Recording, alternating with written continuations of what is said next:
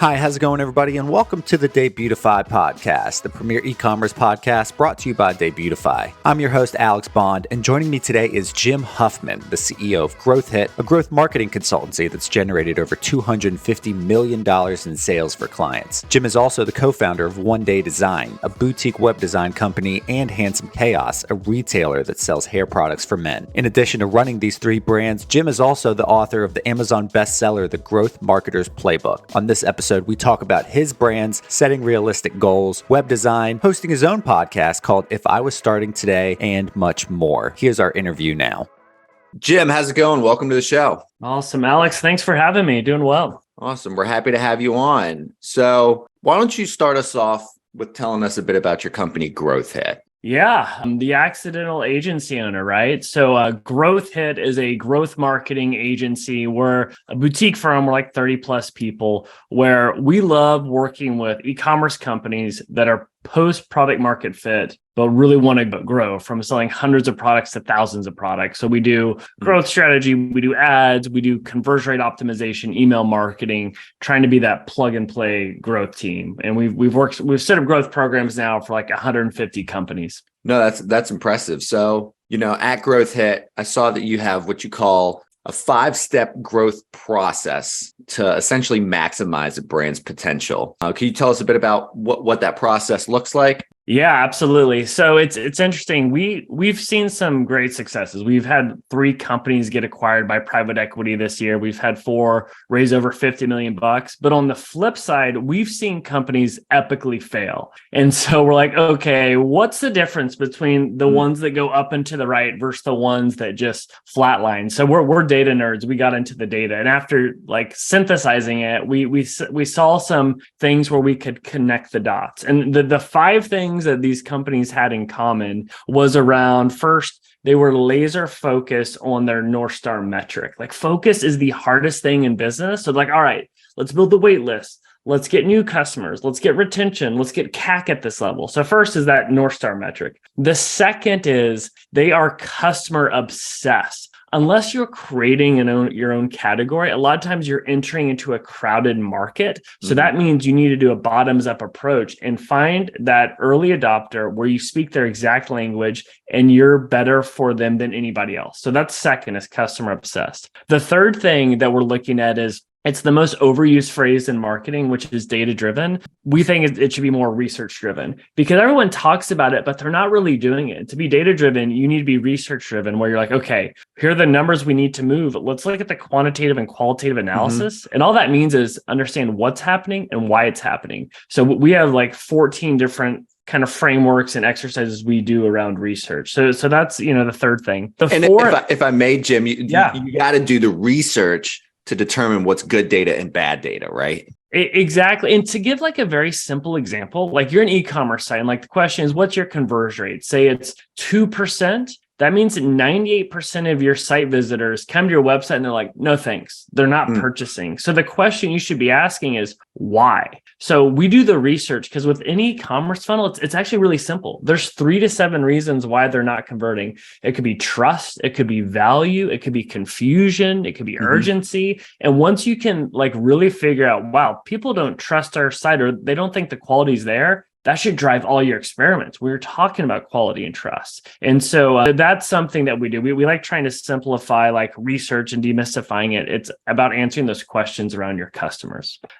The fourth thing that we have is ROI focused experiments, because as a founder, your 2 most precious resources are time and money. We need to use those wisely. So every experiment we do needs to have an impact that you as a business owner are like, awesome, revenue's going up. So we have a pipeline for where every experiment, we have a projection of revenue. And then the final one, it's not sexy at all, but it's the most important thing. And it's an iterative growth process where we're doing weekly experiments because we think the process leads to the progress. If we can build that muscle of always running experiments, the wins will eventually follow. So if we can do those 5 things, we feel like we are set up for success in a partnership, as long as the company has product market fit and they have a product people actually want. And those are 2 good qualifiers at the same time. So, my follow-up is, can a smaller brand, say one on a bit of a tighter budget, run that sort of a process without having to spend thousands of dollars? Yeah, they absolutely can. Smaller brands, there's like a pro and con to it, where the pro is to grow by 10 or even 50%. The actual numbers to get there aren't as big as like a 8-figure brand. And so some of the wins you have can be profound and transform your marketing strategy. The big issue though is, you one person or a half person and yourself. So you really need to focus on, okay, what are the things we're going to do over this time frame to move the needle, and almost ignore everything else. Because we've seen companies go from a seed round of funding to an A round of funding on the back of one channel or one tactic, but you've got to be focused on it. And with the smaller size, you have a little more freedom of like mobility, if that makes any sense, where you can kind of pivot a little quicker, and it just takes less moves to kind of like turn the whole ship, if you will. Oh yeah, you don't have to get buy-in from a million stakeholders or whatever, because it's just you and a few other people in the room. You're like, all right, we're trying short form video content on TikTok this week. Let's go. And speaking of kind of like all those steps that it takes is, with GrowthHit, you doubled your revenue from 2 years ago, and you doubled your staff from last year. And it really sounds like you're leading by example when it comes to growing a company. I imagine that if people want to trust, using GrowthHit to grow their business, they got to see you guys growing at the same time. So I commend you for that. Did you have any sort of growing pains during that process? And if so, how did you deal with them? Oh my gosh, yeah, so many growing pains. And one thing that I'm sure we'll talk about is how we build in public and the stuff we're doing there. But for our own agency with growing pains, there's this concept called the black hole of businesses. And it's where a lot of companies go to die, or where they go to stagnate and not grow at all.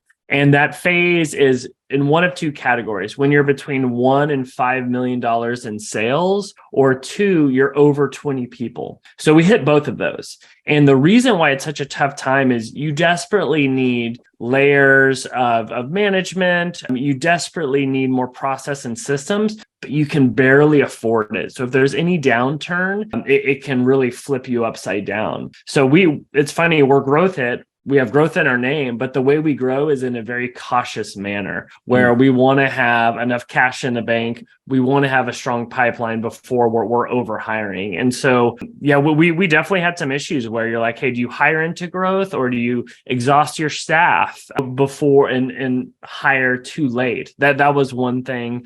Another is, as a CEO, like, what tasks should I continue to do versus where do I fire myself and then find someone better than me to do that?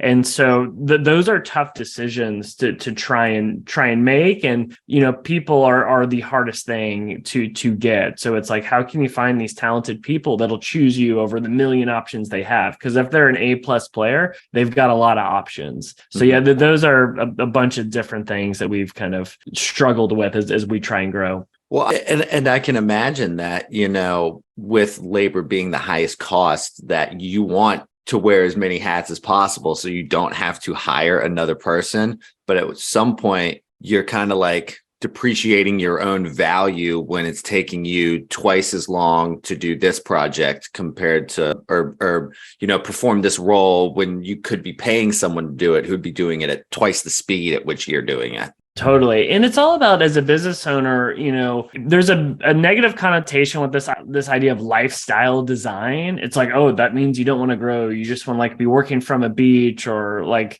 take Fridays off. I'm like, absolutely, I'd love to do that. But it's also, the way I think about it is, what tasks do you do that give you energy versus the tasks that suck energy out of you? Because the tasks that suck energy out of you, if that's sales or finance and accounting, there's people where it's the opposite and they love it. So you need to be very intentional with like, what do you enjoy to do, 1, and 2, what are the goals of the business and how aggressive you want to be with growth? And that's something that myself and my co-founder, we had to be very intentional in, because 2 years ago, our margins were insanely good, but I was exhausted. I was doing everything. I was sales. I was the janitor. I was leading accounts. And I was like, I don't like this. You're building your own prison. So you want to be very thoughtful and proactive with, okay, these are the things I like doing and I'm uniquely positioned to do versus, okay, there's people significantly better at being the CFO than me. Let's find the right person there. No, I think that's extremely insightful. So, switching gears, you're also the co-founder of a web design company called One Day Design. Can you give us the background on that idea and a little more insight on the business model there? Yeah, it was really spun out of GrowthHit because one of our core offerings is conversion rate optimization. And we would get a lot of people that would come to me and I just would really feel for them and I'd be bummed out because they'd come to me like, Jim, I launched this e-commerce website. I spent $50K. It took 5 months, 2 months longer than I wanted. We went live with it and we have 0 sales. And they've used all their money on it. And I'm just like, man, you almost couldn't help them. So what we did is like, what if we could help people launch a website with essentially in a day in a cost-effective way? And so we're obsessed with, really good offers, which is a whole nother conversation, like, 7-minute abs or 8-minute abs. I forget what minute we're at, Domino's Pizza, you get your pizza for free if it's delivered in over 30 minutes. And so we're like, what if we could take that and combine it with our design skills? So we launched One Day Design, where we can design a web page, landing page for you within 24 hours. We can also do the dev. And it's fun because it gets you to that magic moment, whether you have an idea or you have an existing website you did yourself, but you want it to feel like a VC-backed brand. You're like, let me test these guys. And so we launched that middle of last year. We've since grown it. I think we just hit 140,000 in revenue. So we're just getting started, but it's been fun. We've been able to be kind of a default design and dev agency for people. But yeah, that's been super interesting. But it's all because we have the reps of working with different e-commerce clients through the agency and knowing, okay, if they just want a good web page that converts, we can do that. Have you found like the crossover in terms of people who are working with GrowthHit and then they find out that you run this other company and they're like, oh, I also need my web page designed, or vice versa, where people just want their web page designed and then they're like, oh, you could actually help me grow my brand at the same time. Have you found a lot of crossover that way? Yeah, we've also put ourselves out of business a little bit with GrowthHit, where I'll be talking to them, and I believe that GrowthHit's like a premium agency doing CRO, and then and I'll just be kind of like, oh, we have One Day Design. They're like, actually, I just need that. So we go from having like a big retainer to doing that. But to be honest, it's all about playing the long game. But what's nice is it's all the same persona that we're talking to. It's just at different phases of their growth journey. Like One Day Design can help them in the early days, or can help them if they just need design or dev help. But if you're like really looking to scale, then the growth team could help, because it's all about, how can we help this founder, this brand along their growth journey. Mm-hmm. Do you find it, I guess the word difficult, to kind of like upsell people when it comes to, because, GrowthHit offers a bunch of different services, but if someone's just coming to do this one thing, they kind of know the game. They're also e-commerce people and know that you're going to try to, give them as many services and opportunities to use your services as possible. Have you found that kind of a difficult, path to navigate in terms of, it's like a car salesman talking to another car salesman, Yeah. I think when we'll know, based off someone's revenue, if they should even, or how much they've raised from a funding perspective, if they should even work with GrowthHit. A lot of times we'll be like, don't hire us yet. It's too soon. Mm-hmm. We might be able to help you just with one key service, if it's launching social ads or the website. And then we would downsell to GrowthHit. But then if they're at a point where they have enough money or have raised, then we're like, okay, are you going to grow with an internal team or an external team? And then it's a little bit more authentic, because I feel like most of the time I spend is in sales, but I still have a little bit of a love-hate relationship with it, where I feel like if you can just be honest and transparent, like, hey, you should be thinking about an option like this, or hey, you're not ready, or this might not be the best option, because we do a lot of things from ads and email to CRO, but there's also things that we don't do where we'll be very honest, like, hey, we don't do SEO or PR or affiliate marketing, or hey, we just launched TikTok ads 6 to 9 months ago, but somebody else is the best. Look at them before us. So I think if you can lead with that, you earn a lot more trust whenever you're trying to like upsell, cross-sell, or downsell. No, I think that's extremely valuable. I have a friend who's one of the best salesmen I've ever met in my entire life. And his thing is all about creating that relationship or that bond that has no sort of financial benefit. You know what I'm saying? Where someone he's selling to isn't afraid to like call him to help him like jumpstart his car or something, where the benefit is more foundational of like, how can I help you versus like, how can I get money from you, Totally. And I think that's a great approach because you're playing the long game, which is smart.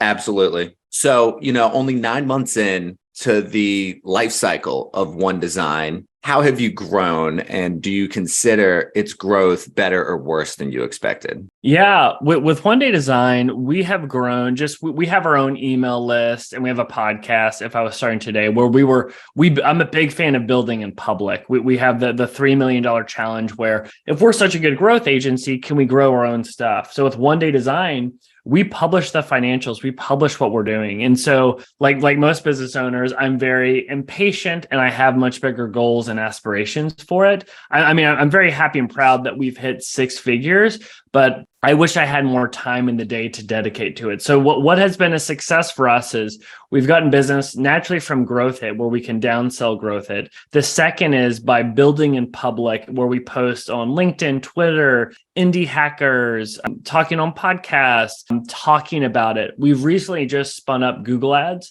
which can be a little bit of a knife fight in the design and dev space, but we're trying to play with some low volume but high intent search queries. And then we're about to launch more of a content marketing strategy where we're leading with our product, where we're showcasing like before and afters of designs that were done. But as we make more money from it, I'm trying to take the profits from that to pour into growth. And just to double back, what exactly is the $3 million challenge? Yeah. So our goal as a agency isn't to be some 1,000-person agency. That actually sounds quite miserable, like the people management space. Our goal is to always have a rock star growth team, but eventually every company we're working on is a company we own or we're a joint venture in. And so essentially having a startup studio model. So to kick off this idea of a startup studio, we launched the $3 million challenge. We're like, all right, if we're such a good growth team, let's try and grow our own companies. So we did the agency. We've obviously launched GrowthHit to over 7 figures. We have One Day Design where we're trying to get that to 7 figures. We're launching our own ecommerce brand called Handsome Chaos that we'll be launching in a month and a half that we're looking to get to 7 figures.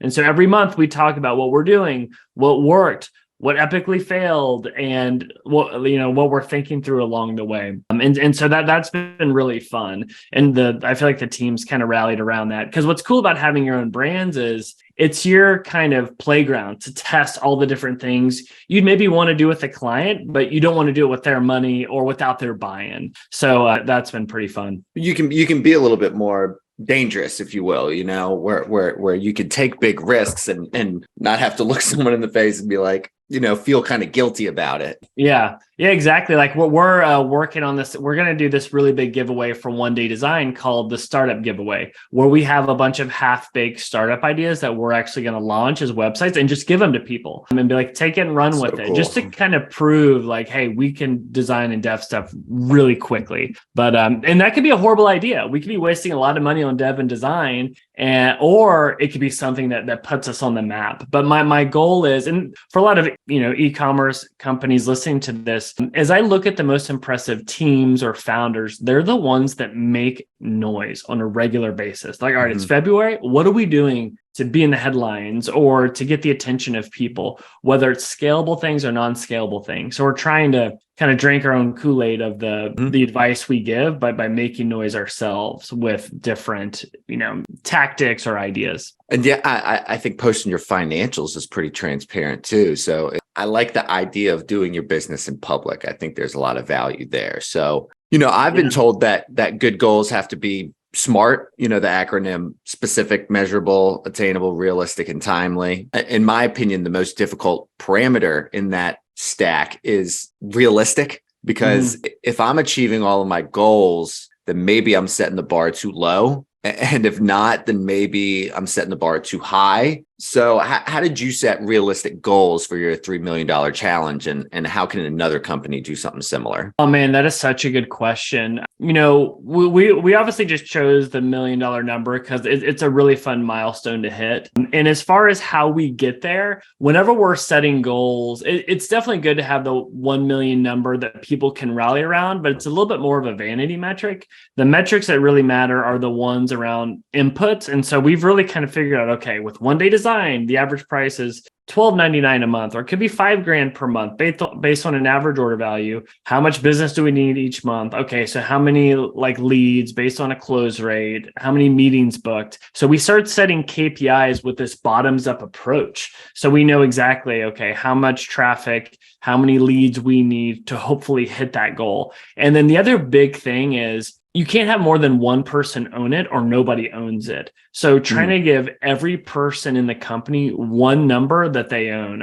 Peter Thiel had this idea where he would take the smartest people and he would have them own one number, but then nothing else. And everybody knew what that number was. So if you bump them into the hallways, you know what they were focused on. And if you can have really smart people all focused on these one things that kind of roll up to that kind of SMART goal that you're talking about, the impact can be huge. So that's something we're trying to pull off as well. That's cool advice from Peter Thiel, or a good sound concept, if you will. Yeah. I've also noticed kind of a running theme in terms of both of these businesses, GrowthHit and One Design, is it seems like you value speed. So, the one day design is just that, it's essentially, we will give you a web page in 24 hours. You even offer a refund money back guarantee on your website that if it's not in one day, it's not a one day design. And I kind of see something similar with GrowthHit, is that you like to put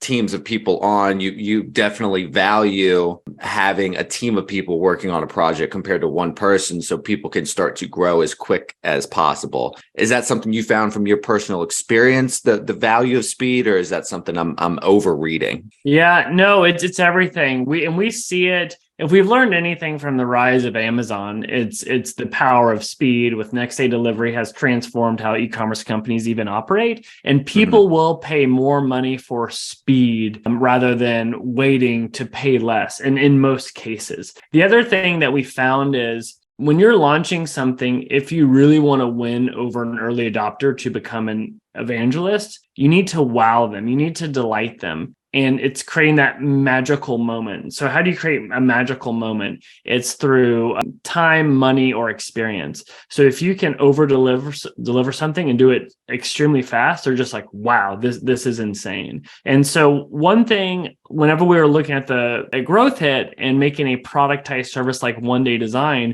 we try to look at what are our strengths. Okay, we know we're good at design and development. We're actually really good at process and systems. By the way, there's a lot of things we're bad at. We can't build software and do a lot of other things, but we kind of took the things we're strong at, and then we paired that with, there's a really cool formula from Alex Hormozy on this irresistible offer around your dream state, likelihood of success, time delay gratification, ease or sacrifice to pull it off. And with those 4 things in mind, we came up with this concept for One Day Design. And we're not the best at naming things, so we're like, oh, we'll just put the offer in the name, One Day Design. But it's been helpful because it makes it somewhat memorable. Yeah, I mean, it definitely sells itself in that regard. I love the name because I was like, oh, that's all right. And then I looked into it and was like, oh no, it's telling me everything that it is. I mean, honestly, like on paper, Best Buy isn't the best name, but the more I think about it, the more I'm like, we're the best. You know, I think that there's kind of like a bit of elegance in the simplicity there, you know? Right. It's so funny. It's like I go back and forth. Like sometimes names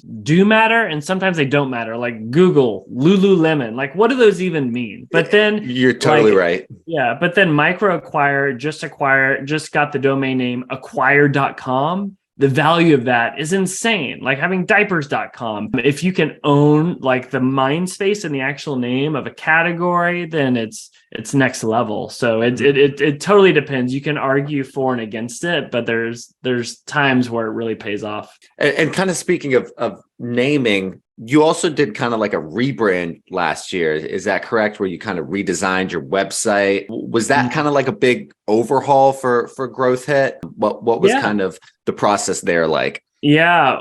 So it's funny when we launched GrowthHit, like people went to the Wayback Machine. Our first website was so ugly. It was all my fault. And then I think in like 2018, 19, we were starting to work with some legit clients and our website did not reflect it. And people would even come to our website and be like, wait, are you guys a legit agency? I was like, all right, that's it. We've got to like really have our stuff be reflected. And so we made that investment at the time, which was significant for us. And it really moved the needle on how we could talk to clients and our close rate. But even then, it's like 2022, 2023, I'm like, we need to do that again. We need to do this on a 3-year cadence. And there are so much more that we're doing and wanting to offer. And what's nice is our design skills and team are even better now. So we did it all in-house. I was probably a very high maintenance client as I kind of managed it, but it's been pretty fun. And again, in the spirit of making noise, after we did it, we like made a bunch of noise around it because we launched a new different products and services around it. So that was kind of fun just to make some noise with the new website.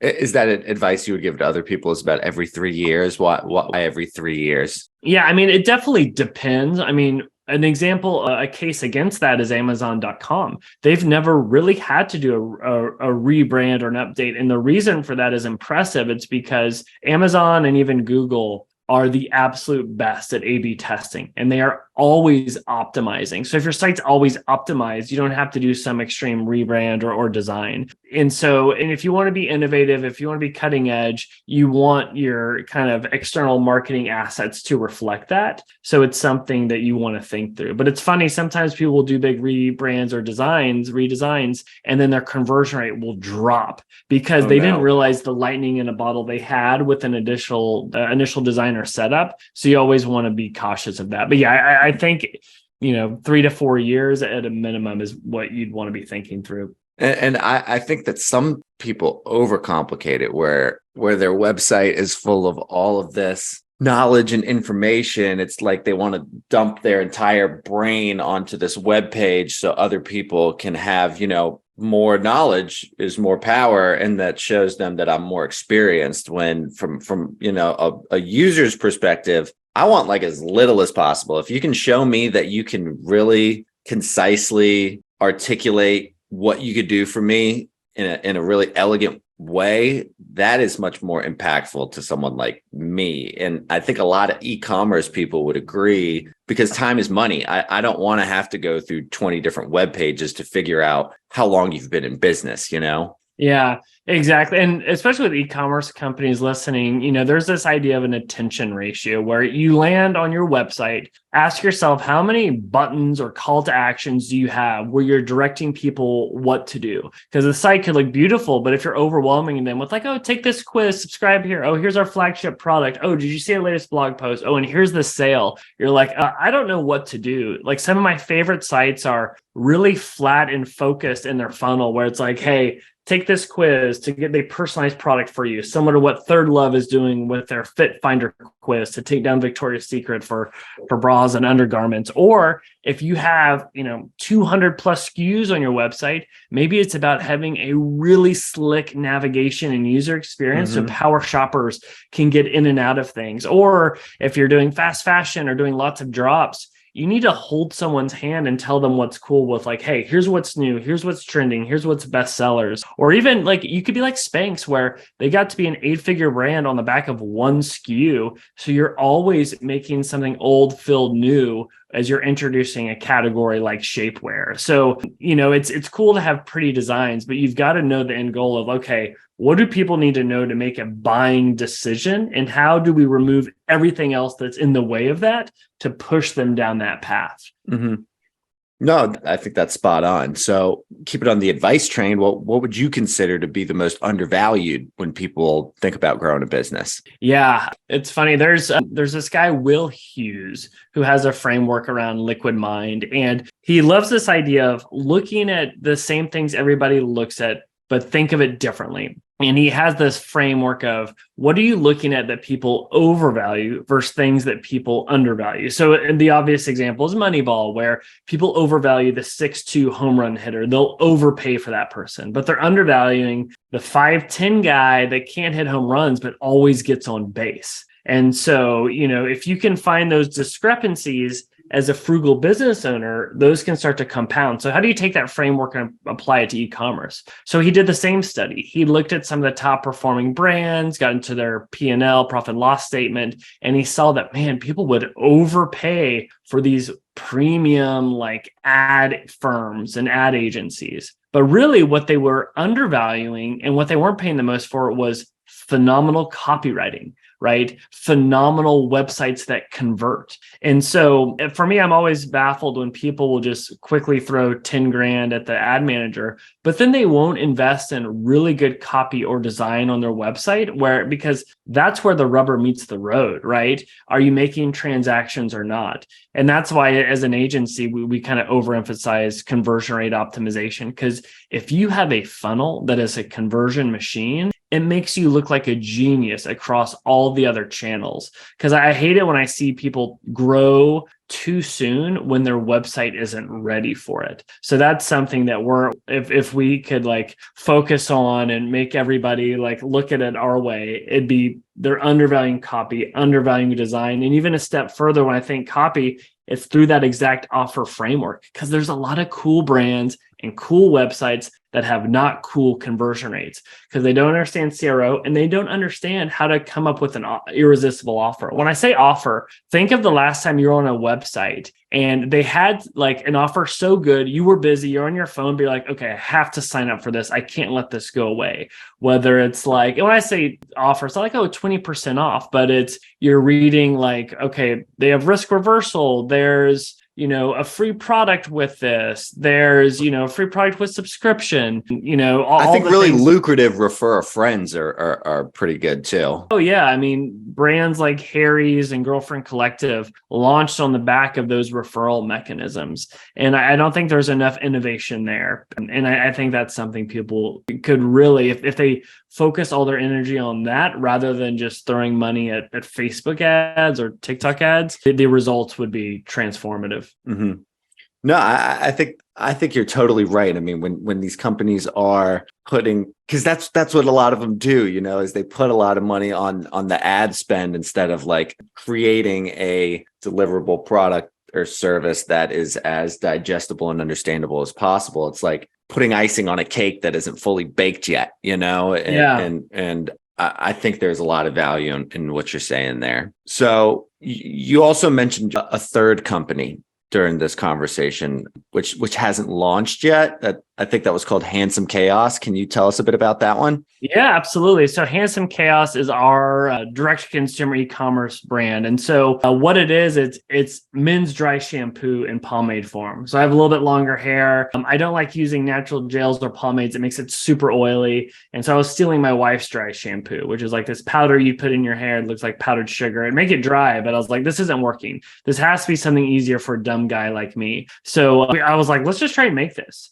So it took like freaking 14 months, but we finally made something that I use every day. And so that's been awesome. But I was like, is there anybody else that would even want this? So the process we did to validate the idea, we ran a quiz using, I forget the service we use. I wrote a blog post about it. We spoke to 1,000 guys. And we asked them like, one, is this a problem? And two, would you potentially switch to a product that would solve this? And over 70% were like, yes. And so we're like, all right, this is interesting enough to keep doing. We then made a fake, we then made a fake website and ads where we tried to pre-sell it. We were able to pre-sell a product that didn't exist to 50 people. We then canceled the campaign. We built up a wait list of 1,000 people. And so now we've finalized the formula. We're now about to make our first order, and then hopefully we'll have all the ingredients ready to go in like a month and a half. And so our first order run is about 1,000 products, and we're going to see if we can sell out of it pretty quickly to then buy another one.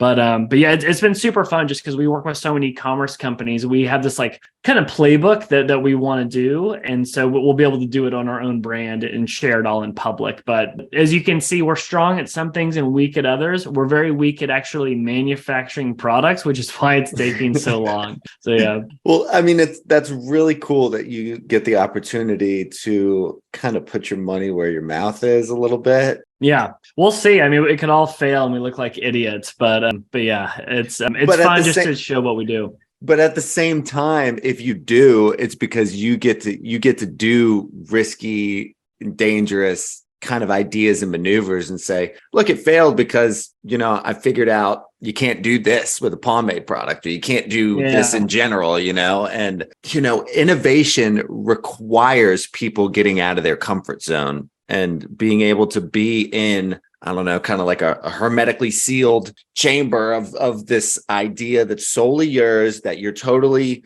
any sort of finances is your fault and your responsibility, and you're willing to, I don't know, really, really take some risks to try to innovate and propel the entire industry forward, I think is really cool. Yeah. And there's also a thought of, I'm a big fan of like what you're doing can be the byproduct for something else. And so we want to launch the startup studio. And then the byproduct of that is it can be great content marketing to put stuff out there to build awareness for the agency and the startup studio. So it's kind of like two birds, one stone type of thing where you can, have the byproduct of it be the content marketing. No, absolutely. So you also mentioned your own podcast called If I Was Starting Today, which actually crossed the 100 episode threshold last year. So congratulations there. Yeah, you know how that goes. But yeah, I do. From one podcaster to another, what have you enjoyed, the most about it? Yeah, it's been super fun doing If I Was Starting Today, just because I think we all, or at least I naturally am not good at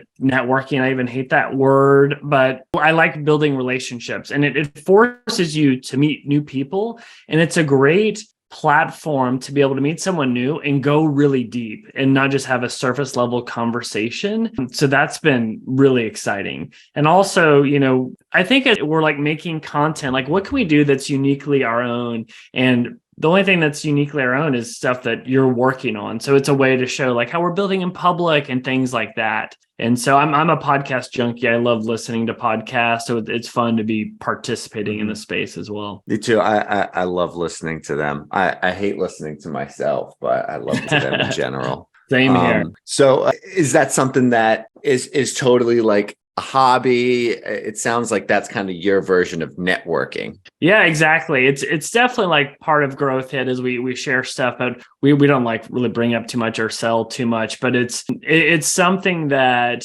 that, and we're getting more into YouTube and short form video content as far as playing the long game. We're very bullish on those two platforms. So the last question that I always ask people is but a little different for you because you're running, 3 companies, and you're also a marketing instructor, a startup mentor, a board member, and a dad. I imagine it can be stressful, which requires hobbies and interests, maybe like podcasting, to take your mind off of the e-commerce world for a little bit. What do you do in your free time? And how do you find free time in an industry that feels like it constantly needs your attention? Oh man, really good question. Because you've got to like have good sleep, good health. If not, it's a bad domino effect if those things don't work. And so, for me, like finding free time, it's definitely a structured setup that I have with my wife where it's like, okay,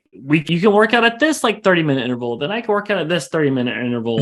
And so for me, like what I like to do in my free time, I mean, really, it's like I do enjoy working out just because you feel so good after. I don't actually like the act of working out. I like how I feel afterwards. And so I do that quite a bit. And then I used to be able to play like sports and do a lot of that. But with two active kids, it's just trying to be a super dad on the weekends as far as like activities with them. I was like coaching a basketball team. I was in ballet, but it's like whatever they're down to do, I'm in. But trying to have a break from stuff is hard because I work from home most of the time. It's hard to shut it off. So the good thing about kids, it's a forcing function to shut it off because I've got to be out the door at 5:17, the latest to go pick them up, and they don't care how the day went or not. It's like, where is my PB&J without crust? And maybe like we can hang out. So, working out and dadding is kind of the main thing. If I can get out and ski a little bit more out here in Washington too. And I'll tell you, kids tell it how it is too. So if they think you've been on the phone for too long, they'll tell you. Oh yeah. And I was looking at my phone way too much around kids. I still do, but trying to just be aware of that because you want to be present, but it can be hard sometimes. No, absolutely. So anything you'd like to plug before we head out, Jim? No, man, this has been an absolute blast, Alex. I mean, got the podcast If I Was Starting Today, and then I'm just Jim at growthhit.com. If people want to talk about GrowthHit or one day design, always happy to help. Awesome. It's been a pleasure speaking with you, Jim. I really appreciate your time. And hopefully I'll come on If I Was Starting Today. Maybe we can meet on the other side of the river a little bit. Yeah, that'd be a blast, man. Kind of a home and away. So yeah, that'd be cool. Yeah, that'd be great. Jim, it's been a blast. Until next time, my friend. Cool. Thank you, Alex. I'd like to thank my guest, Jim Huffman, for joining me on the show, and tune in next week when I talk with Nora Shopper, the president and co-founder of High Bar, about how she's successfully run her e-commerce brands for over 28 years and counting. For more information about Jim, you can connect with him on LinkedIn, follow him on Twitter at Jim W. Huffman, and check out his website, jimwhuffman.com. You can also purchase his book, The Growth Marketer's Playbook, or listen to his podcast, If I Was Starting Today, wherever you get your podcasts. For more information about his brands, you can find them at growthhit.com, oneday.design, and handsomechaos.com. That's our show. Thanks for tuning in, and we hope you come back to find new episodes being published every Tuesday. Until next time.